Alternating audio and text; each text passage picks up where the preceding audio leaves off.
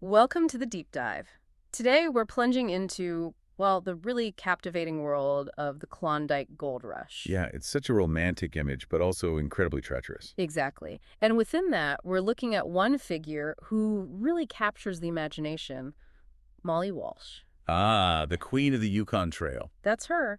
Her story, it's just this powerful mix of adventure, sharp entrepreneurship, but also, sadly, profound tragedy. Right, so our mission today is really to unpack her unique journey.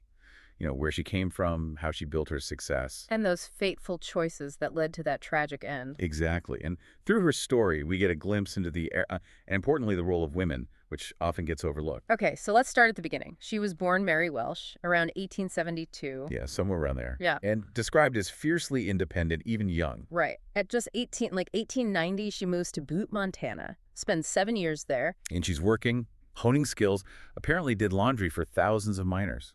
That must have been quite the operation. And, invaluable experience for what came next. No doubt. Because in 1897, the news of gold hits. And she heads north, right, with friends, ends up in Skagway initially, working in a restaurant. And you have to picture the scene. Gold discovered August 96, but the real rush explodes in 97. It's chaos. Total chaos. Yeah. And the Canadian authorities had this rule you had to carry, what was it? 2,000 pounds of supplies. Over mountain passes. Yeah, 2,000 pounds, an immense challenge. Just getting there was unbelievably difficult, but it also created opportunities. Okay, let's unpack that. After about a year in Skagway, Molly sees her chance. Shows real entrepreneurial flair. She does. Buys supplies, hires a packer. And sets up a grub tent. Basically like a pop-up cafe. Exactly. Near Log Cabin and Lake Bennett, which was a key checkpoint on the trail. So, smart location. Wasn't just selling food, though, was it? It became something more. Right. It was a haven, serving hearty meals, warmth, a welcoming atmosphere in the middle of, nowhere. What's fascinating here, and you touched on this, is the respect she commanded. Oh, absolutely. I mean, think about the clientele. These rough, unkempt, bearded men, as one source puts it. The kind who could curse a mule train into lamb-like meekness. Love that description. Me too. But they spoke of her in almost reverent terms. Wow. And she was only, what, 24, 25? Yeah.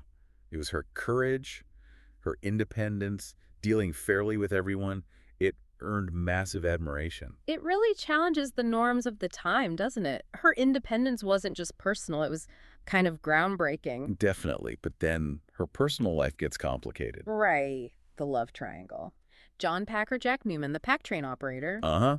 They developed an attraction after she helped him with a frozen hand, apparently. And Newman seems like quite the character himself. There was that gunfight with a rival gambler back in Skagway. Yeah, a pretty dramatic confrontation. Newman won with his .45, but he wasn't the only rival. No, enter Mike Bartlett. Another pack train operator and a more serious, aggressive competitor to Newman. And Newman's jealousy starts causing problems with Molly. He gets controlling. Yeah, the relationship sours. There's this key moment. The confrontation over Bartlett. Newman tells Molly not to let Bartlett in her tent. Right, and she flat out refuses. Says her place is public, stands her ground. Fiercely independent. But that created a rift with Newman they couldn't repair.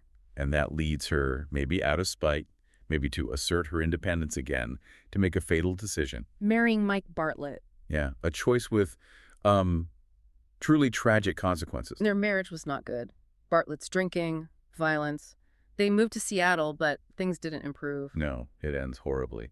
October 27, 1902. A police officer, Claude Bannock, hears a scream, sees Bartlett shoot Molly as she's running away down an alley. Shoots her in the back, which is just brutal. And crucially, she'd actually had him arrested before for threats, but then withdrew the complaint. Which makes it even more heartbreaking.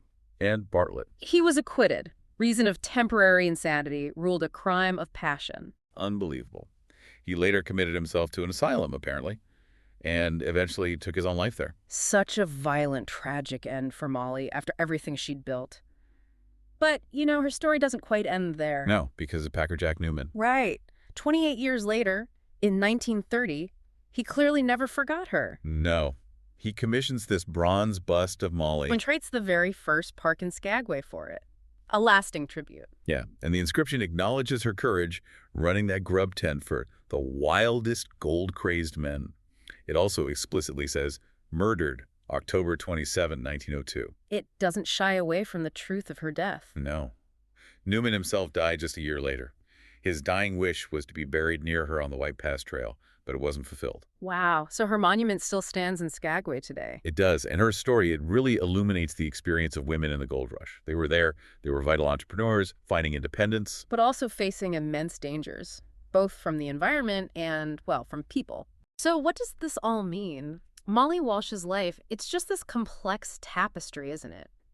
Ambition, resilience, love, and this awful tragedy. It really is. And maybe the provocative thought here for you listening is how these individual stories, like Molly's, preserve through things like that monument. Yeah. How they Yeah, give us maybe richer insights into history, into the human condition, than just the big, broad narrative sometimes can. Think about how her very independence, the thing that made her a legend, ultimately played a role in shaping her tragic destiny. that's a powerful thought. We definitely encourage you, if you can, look up images of Molly's monument in Skagway, or just take a moment to reflect on the sheer courage it took to build a life on that kind of frontier.